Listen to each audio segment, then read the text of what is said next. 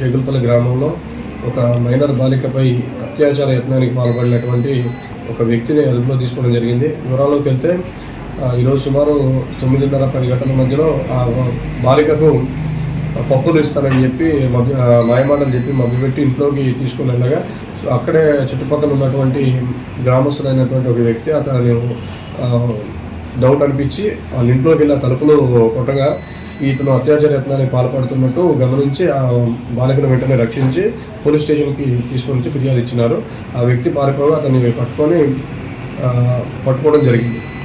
దీనిపై కేసు నమోదు చేసి పోక్సో 9/10 మరియు 354A IPC మరియు అదే ఇప్పుడు 78 BNS కింద కేసు కట్టి ఇప్పుడు మనం దర్యాప్తు చేస్తున్నాం. దర్యాప్తు అనంతరం అతన్ని రిమాండ్కి పంపించడం జరుగుతుంది.